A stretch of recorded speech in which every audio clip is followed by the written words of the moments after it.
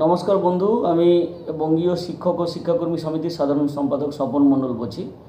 আজকে দুটো বিষয়ে, খুব গুরুত্বপূর্ণ বিষয় আর কি, সেই বিষয় নিয়ে এই ভিডিওটা করছি আর কি, আপনাদের সবার অবগতির জন্য, সবার কাছে যাতে এটা পৌঁছয় বার্তাটা। আপনারা সবাই জানেন যে আগামীকাল 15ই জুলাই আমাদের যে রাজ্যের সরকারি কর্মচারী, শিক্ষক, শিক্ষাকর্মী এবং অধিগৃহীত সংস্থার কর্মচারী যারা আছেন, তাদের বহু প্রতীক্ষিত যে ডিএ মামলা, সেই ডিএ মামলাটার হিয়ারিং আগামীকাল আছে এবং সিরিয়াল নাম্বার 60-এ আছে। 60টা নাকি শুনলাম যে 60 নম্বর যে সিরিয়ালে থাকে যে হিয়ারিং, সেটাকে ফাইনাল ডিসপোজাল বলে। এটা আমি বিভিন্ন লোকের কাছে শুনছিলাম আর কি। এর আগেও আমরা শুনছিলাম যে ফাইনাল ডিসপোজাল হবে বলে, এরকম বহুবার নাকি উঠেছিল আর কি। কিন্তু দেখা যাচ্ছে যে যখনই সেই জায়গাটাতে পৌঁছেছে তখন নাকি বিচারপতিদের আর ব্যস্ততা বেড়ে যাচ্ছে, বা অন্য কাজে ব্যস্ত হয়ে পড়ছেন, সেদিন সময় পাচ্ছেন না। এই ধরনের বহু ধরনের ঘটনা ঘটেছে এবং তারিখ পে তারিখ আমরা পেয়েছি। আমাদের কাছে একটাই সান্ত্বনা যে কয়েকটা তারিখ আমরা পেয়েছি, তাই না? এবং ইতিমধ্যেই কয়েক বছর অতিবাহিত হয়ে গেল, সুপ্রিম কোর্টে এই মামলাটা চলছে এবং আগামীকালের ঘটনাটা আরও তাৎপর্যপূর্ণ নতুন করে আসছে। কারণটা আমরা জানি যে কয়েকদিন আগে আমাদের রাজ্যে প্রধান বিচারপতি চন্দ্রচূড় এসেছিলেন এবং তিনি আমাদের রাজ্যের মুখ্যমন্ত্রীর সঙ্গে তার সাক্ষাৎও হয়েছিল, কিছু কথাবার্তা হয়েছে শোনা যাচ্ছে। কী কথাবার্তা হয়েছে কিন্তু আমরা জানতে পারিনি।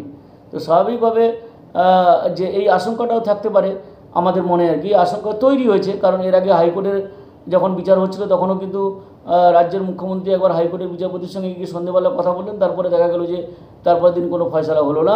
কিন্তু আলটিমেটলি কিন্তু ফয়সালা হয়েছিল এবং কর্মচারীদের পক্ষে গিয়েছিল। হাইকোর্ট রায় দিয়েছিল যে ডিএটা সাংবিধানিক অধিকার। সুপ্রিম কোর্ট তার বাইরে কিছু করতে পারবে বলে আমার মনে হয় না। শুধু সময় নষ্ট করা ছাড়া আর কিছু নয়। এই বারবার করে টাইম দিচ্ছে মানে সময় নষ্ট করা আর কি। তো যাই হোক, আমরা যেটা আশা করব যে আগামীকাল ফাইনাল ডিসপোজালটা হবে। আর যদি না হয় যে বহু প্রত্যাশিত সেরকম ওই যেরকম হয় না যে এরপরে তারিখ, যতক্ষণ না পর্যন্ত মানে কোনো রায় ঘোষণা হচ্ছে আমাদের পক্ষে, ততক্ষণ পর্যন্ত বিশ্বাস করা যায় না সুপ্রিম কোর্টকে। এবং গত কয়েক বছরে একটার পর একটা মামলার রায় যেভাবে হচ্ছে এবং যে মুডে হচ্ছে আর কি, সেটাতে সন্দেহ উদ্রেক হয় তো বটেই।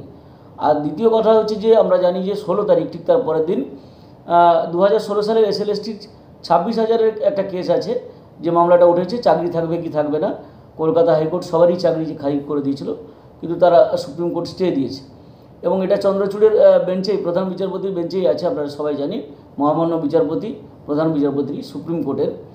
তো এখানে একটা অবাক করার বিষয় সেটা দেখলাম যে আমরা যে আমাদের রাজ্য সরকারের পক্ষ থেকে, শিক্ষা দপ্তর বা বোর্ড বা SSCর পক্ষ থেকে, তারা কিন্তু যারা অনিয়মের মাধ্যমে চাকরি পেয়েছিল, CBI তদন্ত করে যাদেরকে ধরেছে, তাদের মুচলেখা নেওয়ার ব্যবস্থা কিন্তু করলো না। এইখানে কিন্তু একটা আশঙ্কা শিক্ষা মহলে তৈরি হয়েছে। তাহলে রাজ্য সরকার কি সবার পক্ষে দাঁড়াতে চেষ্টা করছে? আর যদি সেটা করে, সেটা কিন্তু আবার একটা বড় ব্লান্ডার হবে, মানে একটা মহা ভুল হবে, এটা আমরা আশা করি, মানে মনে করি আর কি। কারণটা হচ্ছে কি, যে অযোগ্যদের পক্ষে দাঁড়ালে যোগ্যদের কিন্তু বিপদ বাড়বে। এটা যারা যোগ্য মনে করে নিজেকে, বা যারা সত্যি সত্যি যোগ্য, তারা নিশ্চয়ই অনুভব করতে পারছেন। আমরা যোগ্যদের পক্ষে আছি এবং যোগ্যদের চাকরিটা সুরক্ষিত হবে, এই আশাটা করছি। 16 তারিখে হয়তো ফয়সালা হবে না, আরও কিছুদিন সময় হয়তো লাগবে, যা ভাবগতি থেকে বোঝা যাচ্ছে আর কি। যতই সময় যাক না কেন, কিন্তু যোগ্যরা সুরক্ষিত হবেন, এই আশাটা কিন্তু আমরা করব। কারণ যারা সত্যি সত্যি মেধার ভিত্তিতে চাকরি পেয়েছেন, যোগ্যতার ভিত্তিতে চাকরি পেয়েছেন, তাদের চাকরি থাকা অবশ্যই আমাদের কাছে একটা গুরুত্বপূর্ণ বিষয়।